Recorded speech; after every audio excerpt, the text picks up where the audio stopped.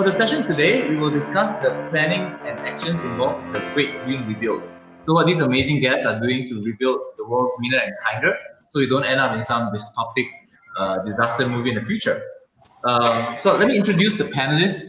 We'll start with the lady, the rose amongst thorns, Miranda Wang. She's a plastics pollution crusader and recipient of the United Nations Young Champion of the Earth Award. And Stuart, the gentleman with the glasses, he's a real multinational gentleman. He is American, Japanese, living in China, grew up in Singapore, and spends a lot of his time in the Middle East. He's an agritech startup founder, Alesca, and he's a recipient of this year's World Economic Forum Zero Hunger Champion Award. And next, Edric, I think you're the youngest in this group, maybe. You and Miranda. He's very passionate about human flourishing and wellness, and he's a top alumni of Singapore National University and Google. And finally, Eugene Wang. He is almost legendary in Southeast Asia food tech scene. He won the largest startup event in Southeast Asia called Screenshot at Six. And he has a new. Oops. Did we just? Yeah, we just lost them again. Yeah. Oh, okay, here they are. Okay, should we you guys catch the final introduction with Eugene Wang? With Eugene? Yeah, I guess we Slingshot prize winner. Yeah. And he's the founder of Sophie's Bionutrients. It's a food tech startup. Yeah. Okay. Yeah. Okay, good. So thank you, Eugene, Stuart, Miranda, and Edric for joining us today. Let's kick off the panel. So let's start with hearing more about what you guys are doing and how are the products and solutions that you guys are building so important for this rebuild, right? Cities and governments worldwide trying to rebuild for a better world post-COVID. How is it relevant? So please, maybe Miranda, you would like to start first? Sure. Hi, everyone. My name is Miranda. I'm a Chinese Canadian living in California, US. I'm calling you from San Jose, California right now. I'm the co-founder and CEO of a startup called Biocellection, and we're at the nexus of chemical recycling for plastics and also in sustainable materials innovation. And so what we do is we're addressing a huge global problem of plastic pollution, which a lot of you have probably heard. The problem is that globally, over 300 million metric tons of plastics are produced every year from fossil fuels, but less than 9% of it is actually being properly recycled. And so the remaining 91% of it ends up in our landfills, it ends up in our oceans, and it ends up being incinerated where it becomes CO2, which causes climate change. And so really the root of the problem is that plastics are not in a circular economy or circular cycle, right? They're in a linear economy. And so my company's mission is to be part of the solution in enabling the plastics that are really low value and uneconomical to recycle right now. We're creating the new recycling technologies to break them down and turn them into chemicals. And then what we do is we use these chemicals and we synthesize sustainable materials, high-performing sustainable materials from them, and we sell them into the supply chains for making cars, sporting goods, fashion and apparel products, and so on and so forth. And so what we're doing is we're enabling more recycling, and also through the life cycle analysis we've done in our chemical process that we've developed, we actually can manufacture these sustainable materials with about half of the carbon footprint. So it's actually a much more greener manufacturing process. And so we're currently working on scaling up our technology and bring the first samples of our materials onto the market. There's a couple of interested brands that really want to apply this material. And so we're working on right now commercializing our technology and the products from it. Cool. Eugene, how about you? Yeah, so my background is a little bit more complicated. I was born and grew up in a Buddhism family where we're 3 generations making vegetarian food. So prior to coming to Singapore, I was actually in California as well, trying to sell plant-based seafood. A company called Sophie's Kitchen is still in operation today. And then along the years, consumers keep asking, can the products have equivalent nutritional value like the real seafood? Answer was no, because we're using potato starch and pea protein and yum. How can it be? So that got me into this new venture here in Singapore. We're trying to develop a way for people to use the nutrients from the ocean without using the animal. And so the technology basically is just fermenting microalgae for protein and a lot of other nutrients. Using fermentation technology, which I can explain later, is that not only it will require very minimum resources, contamination can be controlled. You don't need antibiotic or hormone. You don't have plastic microalgae. You don't have heavy metal pollution. But also because microalgae grows really fast, only 3 days, we can harvest it. And so the resources you will need will be very little. And so implication for the world food supply with this technology will be tremendous. And that's what we're working on here in Singapore. Over to you. Yeah. How about Edric? Because we have food security, we talk about recycling. How about in the mental wellness space? Yes. Hi, everyone. Yeah, so I'm working on a new startup called warmspace. It is a platform that tries to engineer serendipity for deep human connection. So I don't know about you guys, but typically this kind of connection, the conversation are really hard to come by. You might pop up in a party or like happen to be in a festival, and even if you're with the right person, the right time, without the right intention and environment, it's hard to form this type of connection. So what we do is it's a video platform. So imagine you go on this, something like Hopin, but one-on-one with a complete stranger, and we have an AI or a tool that will facilitate the whole conversation for you. We include music, meditation, the right conversation prompts, and you're guided within 1 hour. You're able to connect deeply and truly to one another in a very human way. And I think answering the question about how this is relevant post-COVID world, we've seen how COVID has accelerated the problems that we've ignored for most people, the problems of mental health. And I think we live in an escapism society where it's just filled with a lot of junk food, not only the literal junk food, but also I'm talking about porn, gossip, alcohol, drugs. It's very easy for them to get away from what's real. And COVID has kind of given everybody that shock that, hey, there's actually a lot going on inside that I need to reevaluate my priorities. And social connections is one of them. The statistics says like not having a real genuine social connection is equivalent to the risk of dying from smoking cigarettes. And it's something that a lot of people ignore until COVID has kind of given everyone that kind of attention to this particular part that's a little fuzzy and soft that people tend to ignore. So I think post-COVID, this will become more relevant. People have become more accustomed to digital video connections, something that's real. Study has shown that people who usually use social media as a way to look at news and entertainment has now gone back to its original root, which is to actually connect with their friends and family. So we think that this trend is going to continue, and the importance of mental health and well-being and genuine social connection will be more important than ever. And warmspace wants to provide that avenue for people to connect truly with and have that conversations that matter. Cool. Okay, Stuart, how about you?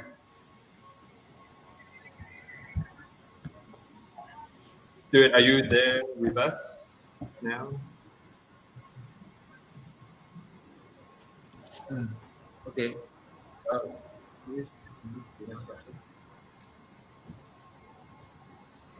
no. Stuart, I think we can't hear you.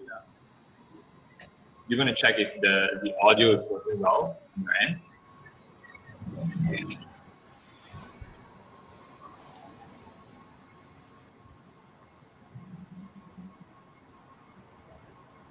Okay, I think there might be some technical difficulties. Maybe Stuart, you might want to refresh the window and join again. in the meantime, I just want to give a quick shout out to all the audience who are here with us in our panel. If you guys have any questions, any point in time for our panelists, please feel free to drop them into the chat box, right? So we'll leave about 5 to 10 minutes towards the end of the panel where we'll address some of your burning questions, right? Okay, so I think while waiting for Stuart to join us, maybe we'll pick up with another question. Actually, I would love to hear from Eugene, right? Because when we talk about food, the food system, we know that traditionally it's really environmentally unsustainable. Right? Food usually has to travel many miles to reach places, to reach cities. At the same time, problems with food waste that are coming on stream. How should we rebuild the food system better? And in your opinion, what does the green future look like for food and agriculture? Yeah, that's a very big question, Youngman. It's actually possibly will be my whole talk for. I can talk about this for about a whole day, possibly even a whole week. We don't have that kind of time. 2 hours. I know. But long answer short is that Singapore is definitely at the forefront. Singapore is the leader of the future food. Just like you said, the conventional or the current way of food production is not going to be sustainable going forward into the future. You look at the amount of space you need to grow crops, to grow animals, to grow even fishes in the water, no matter fresh or seawater, it's just gigantic. And no wonder a lot of input that we use on growing these foods, be it herbicide, fertilizer, or permanent antibiotic, runs into the environment. And not to mention, when you have more population, you have to do more deforestation to make space for these operations. And we already know, or possibly some of the audience didn't know, is that the amount of deforestation really contribute to the global warming. It's not just about our activities, getting out the carbon dioxide into the atmosphere. It's not just that. It is also having to do with the amount of forest we cut down. And why is that? Part of it is energy that we need. And another big part of it is the food we need. So really, the future, in my opinion, is a contained operation for growing food. And what that will be is exactly what Singapore is doing right now. We're talking about vertical farming.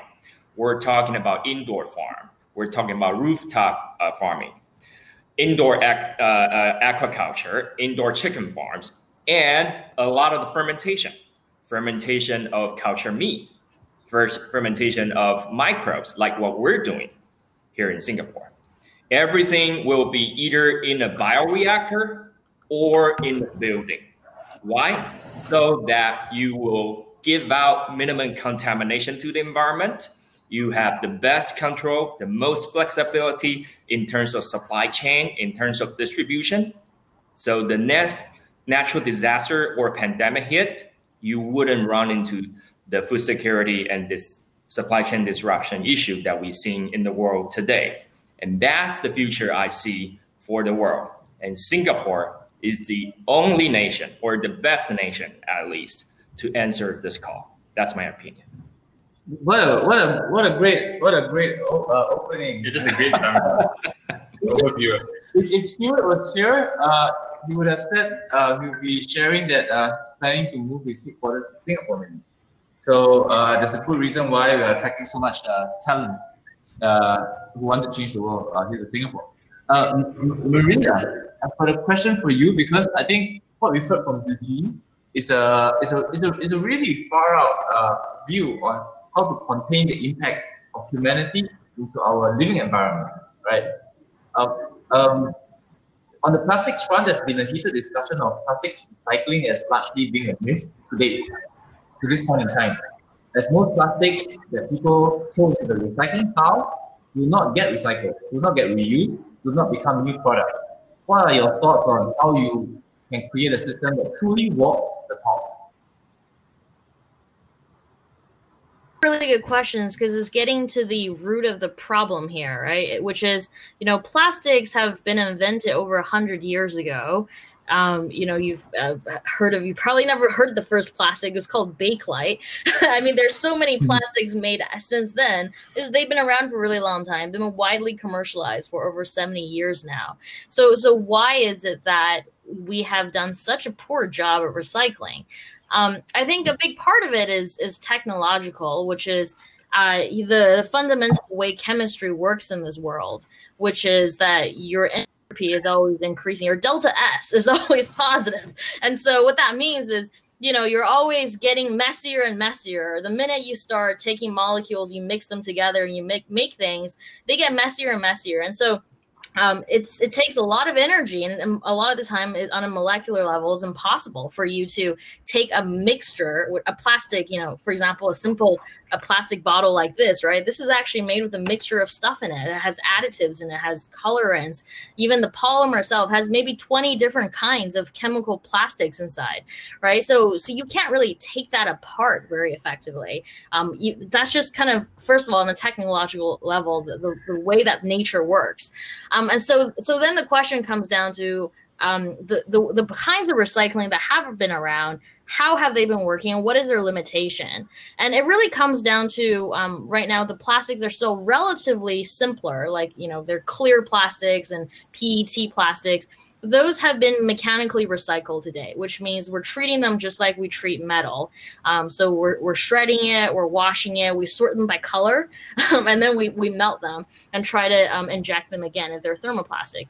But that doesn't go very well for most plastic out there, right? So there's a technological limitation embedded in how molecules work.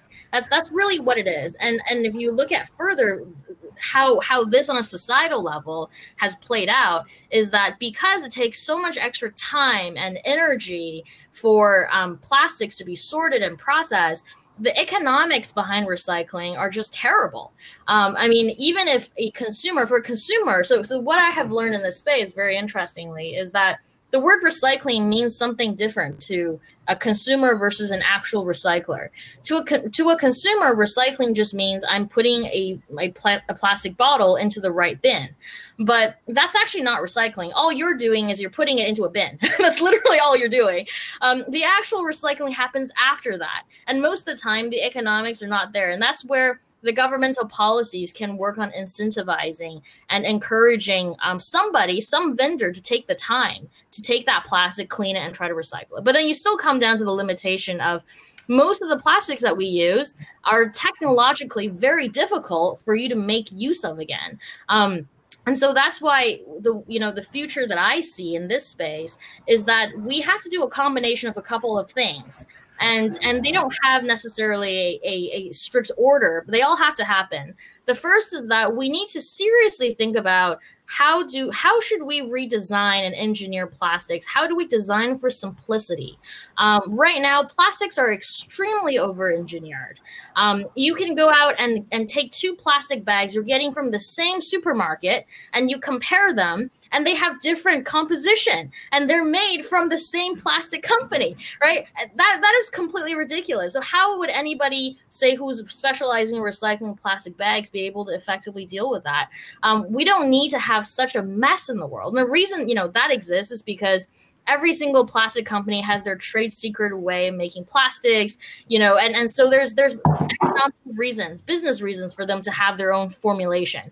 But from a recycling standpoint, it's a complete nightmare. So we have to work on, I think we're at the age where we really have to rethink, it's not that better is, more is better, or that the more sophisticated engineering, the cooler the color combination we can have on a material, the better. We have to think about overall, what happens, how practical is it at the end of its life? That's very important. And then the second thing that really has to move is, there has to be more innovation going on in terms of looking at the actual plastics that are in use today, produced at large volumes. What can we do with these existing plastics to make them have useful life again? And through processes that are green as well. If you have a recycling process that ultimately is just, the net impact is terrible, right? You can't have that. You can't scale that up. And so those two things have to happen. and there's not enough. Frankly, there's just not enough of it happening. And you can't kind of find one silver bullet for the entire plastic problem, because it's plastic is not one material. It's many different materials that belong to a general category. And so you need people working on many different of those, materials that are in this category for the problem to be solved. So it's a pretty complex issue, but, I think this is one of the things where if we're looking at how do we make it possible to live on this planet, or even if we're going to another planet, to be able to sustain ourselves, I think we really have to reinvent something as basic as a material that's ubiquitous everywhere. Plastic is such a visible problem. You see it on the beaches, especially in Southeast Asia. It's everywhere. It's on the coastal fringes. It's in our bodies. It's in our water. It's in our food. It's a highly visible problem, which is why it's starting to get attention it deserves, right? And actually, you know what? If I found an entire new planet that's as nice as Earth, I think Miranda and Eugene will be the first people I invite to join me, because Miranda solved a very visible problem. In Singapore, a few months ago, our supermarkets were running out of food because of the pandemic. So I would take Eugene because he solves a very visible problem. Edric, you solve an invisible problem, right? You solve the problem of mental wellness. How do you approach a topic that is so invisible? Yeah, I think COVID has certainly helped. It has definitely put a lot more attention to something that, like you said, is invisible. My manager at Google has never ever spoken anything about well-being prior to COVID, and now it's like our main, like the key focus area in each. And I think, but also like you say, I think I look at it as like a Maslow hierarchy of needs. You first need to take care of, food, and then infrastructure, and then making sure that you have a home, like a shelter. And then once you've got over that survival phase, then you can start thinking about human connection and wellness and well-being. And so I think our first kind of approach is definitely to target users who already have this kind of privilege or awareness about the importance of mental health and well-being. But not having said that, it doesn't mean that you have to go through this like step by step before you get to the fifth stage of like self-transcendence or self-actualization in the pyramid. I think it can also go like both ways. If you could be in that environment that nurtures and supports and celebrates this type of conversation, and that could trickle down to like all the type of needs that you can fulfill. Like if you're in an environment where people talk about well-being, and then that could spark different types of conversation about innovations to support your other needs. And I think this is also a complex situation where it needs to have a shift in paradigm in terms of how government or even a nation looks into optimizing. Oh, Stuart is here. Speaking of a connection. Yeah, so I think even like on the country level and nationwide, there's still a lot of focus currently on just GDP or like economic growth, something that is easily measured. But nobody knows whether the money that they're optimizing, like what's the cost behind that? The cost of more plastics that they have to use to get to the economic goal that they have? Does it mean sacrificing the mental health of people who they have to force to work under a horrible environment? And we're not talking about the hidden costs of exacerbating existing problems. Like if you talk about the cost of ambulance in the economic terms, that it seems like it's contributing to the economy, but does it really solve the real problems that we're not seeing today? So I think there needs to be a shift in the metric. So not only from the individual level, but from the systemic level, what's a new way to measure prosperity or flourishing of a country or a nation beyond GDP? Like in Bhutan, for example, they have a national like happiness index.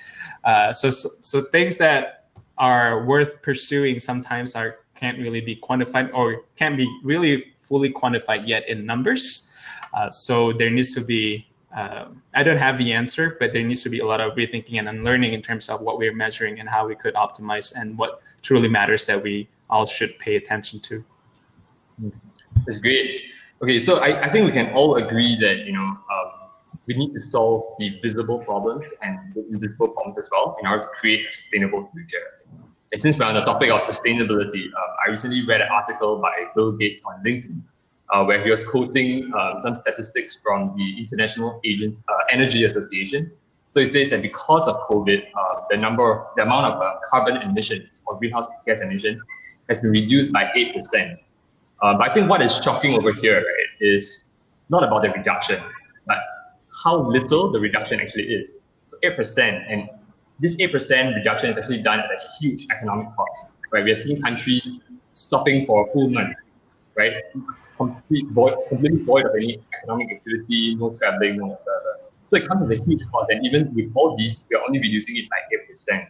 So I wanted to hear the views from our panelists, like, what is really needed? What do you think is needed to move the needle towards a zero carbon, a zero emissions future?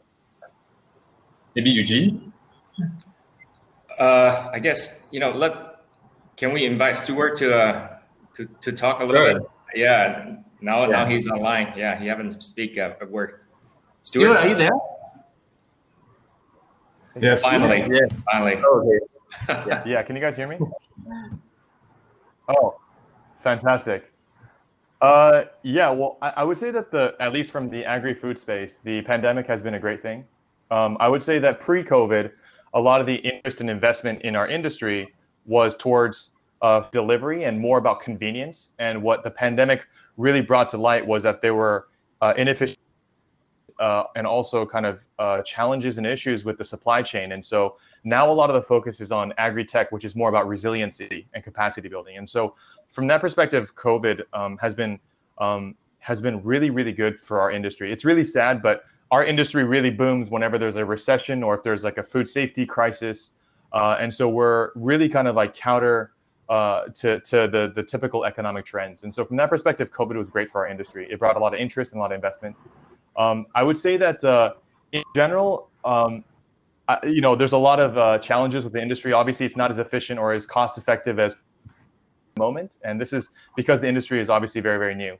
And so much like electric vehicles or alternative proteins, the industry is still trying to figure out how to really kind of iron out a lot of the inefficiencies that still currently exist today. But as the industry matures, we're really confident that the cost of production in an industry equivalent to that of a cost of production externally. And for us, one of the big changes that needs to happen is really about kind of mindset as well.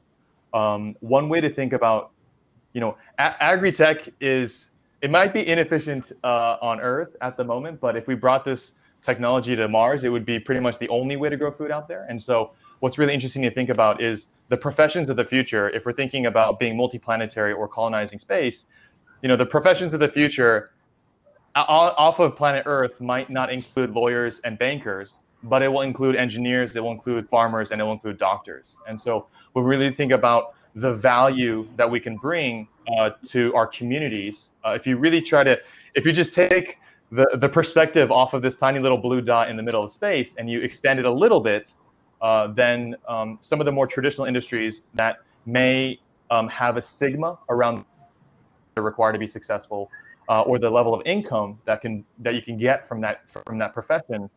If you just take it off of the context of Earth and move it to the moon or ISS or even to Mars, then things shift fundamentally. So it's very exciting to see these mindset shifts are also happening as well, going from convenience to resilience, and going from being a profession that was traditionally highly stigmatized to being something that will become highly valued. You were interrupted, Stuart, but as usual, when you get the chance to say something, it's always been brilliant. We're going to take one question from the audience. I saw a number of comments asking about some comments from the audience about how they will disrupt you, right? So someone was saying that, so Eugene, will you be really upset if I start a microalgae project? They will put you out of business, and presumably Stuart as well. And maybe somebody else will have another idea that can put Miranda and Edric out of the running.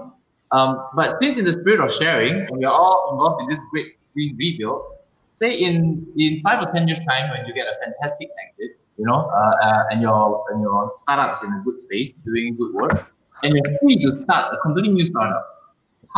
What kind of ideas would you be interested to pursue? And maybe that could be the basis of some inspiration for a young entrepreneur who has yet to have their own startup, watching you guys, and maybe put them on some pathway. Buzz around. Well, for me, if I have a successful exit in the 5 to 10 years, I'll kick it off. I would say that finding a profession is tough in ag. The only reason for that is that the challenges that exist in agriculture are so massive that you could spend 2 lifetimes and you won't solve the problems. And so the great thing about ag also is it connects to all other industries. So it'll connect to education, it connects to space, it connects to infrastructure, it connects to clean energy. There's so many aspects of agriculture that if you just, that you could collaborate with, that, to be in the ag industry, you could really fulfill a lifetime's worth of potential careers. And kind of this was mentioned quite a bit in the previous panel, but, optimistically, we'll lose only 100 million farmers over the next 30 years, just purely from migration. And so the goal of agricultural technology and what we do is about taking the remaining people growing food and making them superhuman. And so this isn't really a pre-COVID or a post-COVID. This is about going forward over the next 30 years. We need to grow more food than the past 10,000 years combined. Like, how are we going to do that using hundreds of millions of less people, less land, less fertilizer, less resources? And so, one of the industries that can benefit most from the cutting edge of everything, including AI, is agriculture, because of the challenge and the urgency of what we're facing. So really, if you have an interest in anything, whether it's entertainment or education, agriculture can help you fulfill that. So, I would encourage many people to really explore how they can take their passions and their backgrounds and see how they might be able to apply, and even their technical skill sets and apply it to the ag industry. So Stuart is not worried about disruption at all. Bring it on. 1 million of you guys come in. We'll welcome the competition and the rivalry.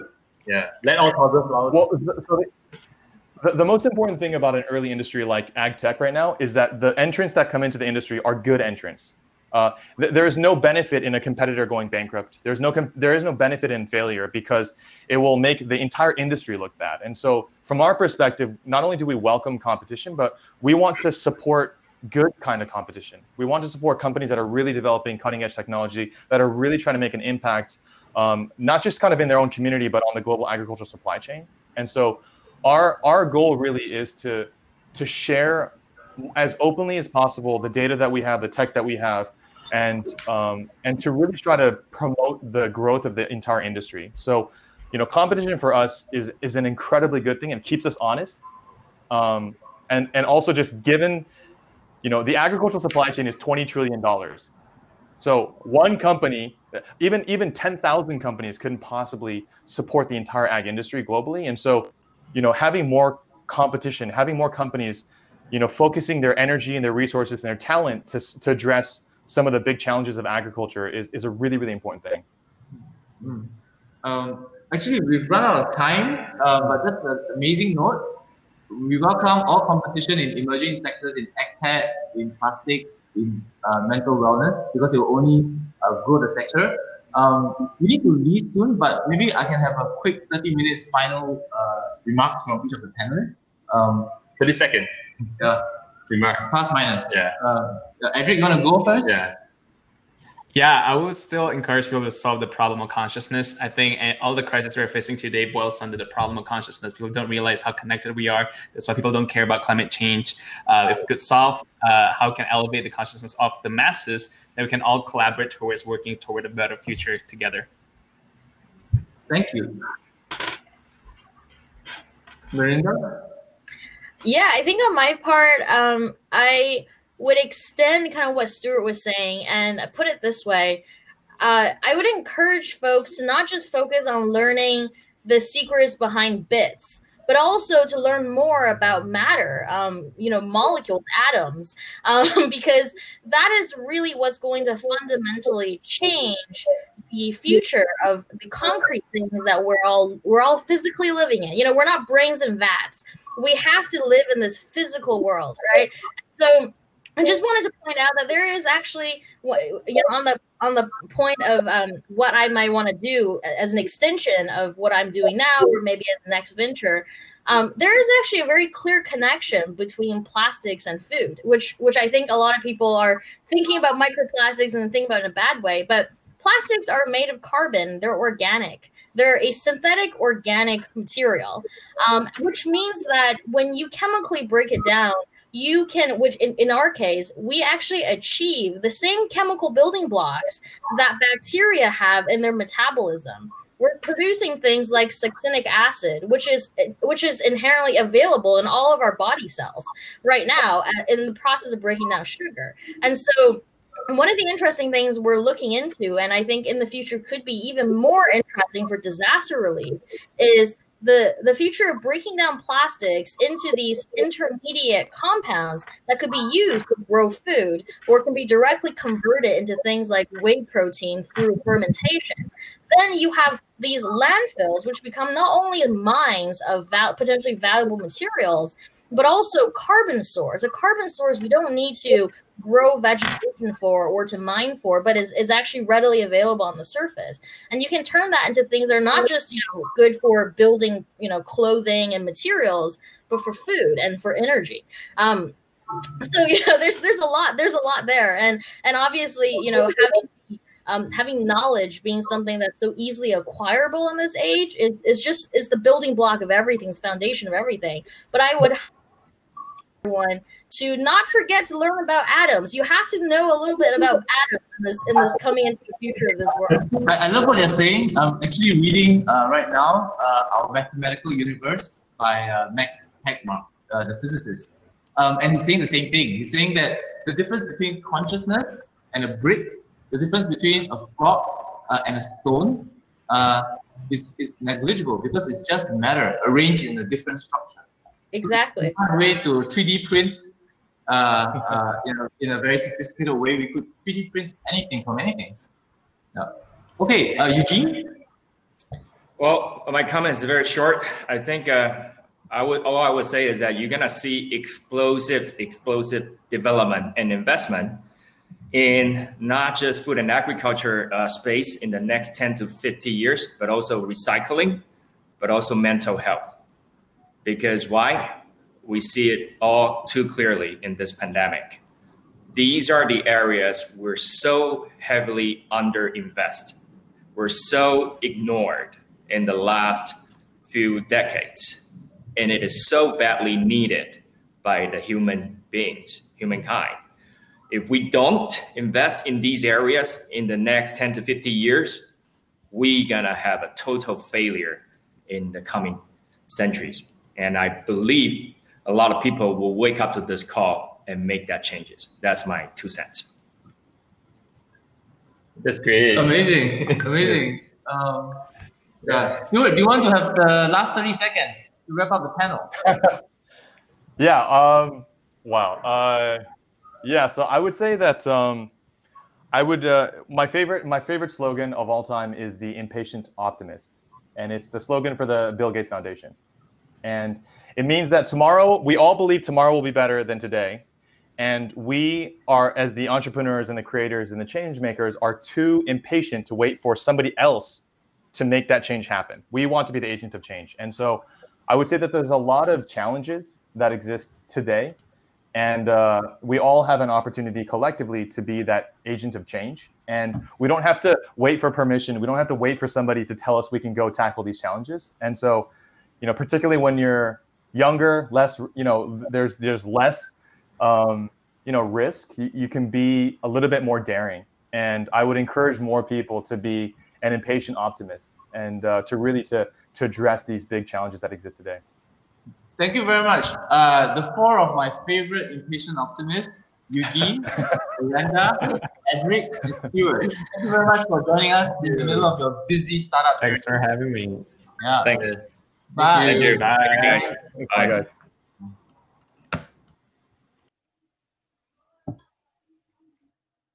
Okay, we have just a short 5-minute presentation before we enter the break. I'll hand it over to Yang to share with you guys.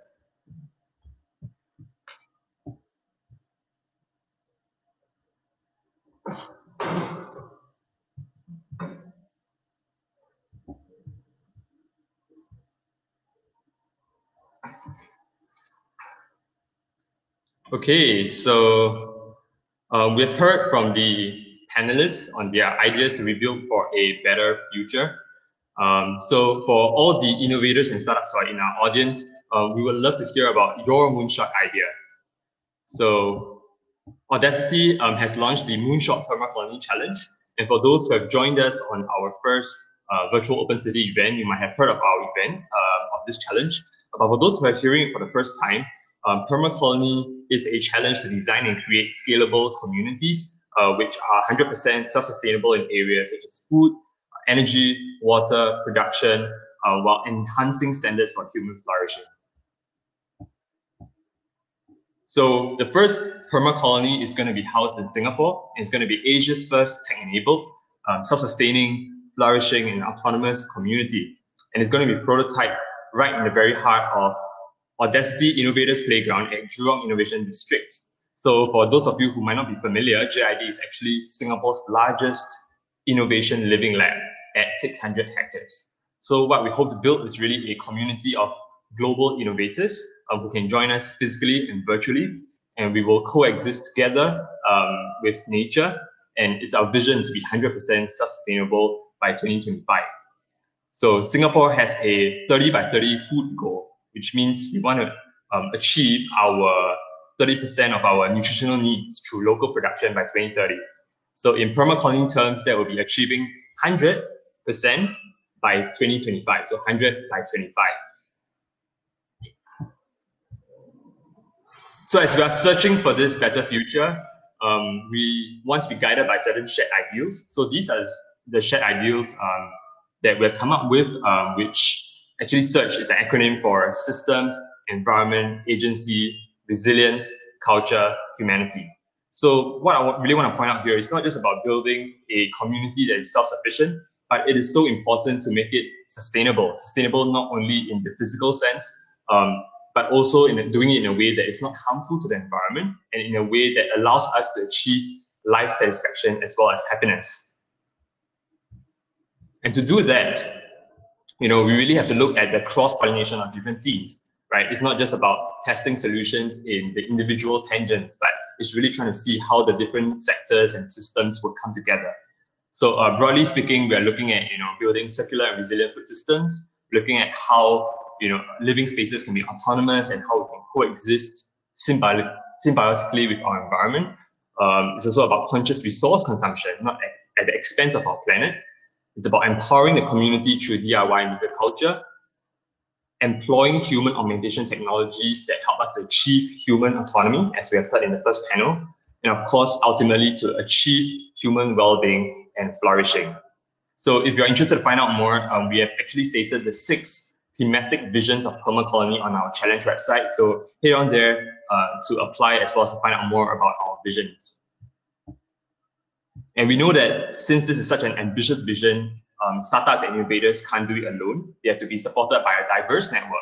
So we're going to bring on board mentors and advisors, enablers, investors, demand drivers, which are corporates and the government, regulatory partners, specialists, creatives, to work with innovators and startups in our Innovators Playground to turn their ideas into reality.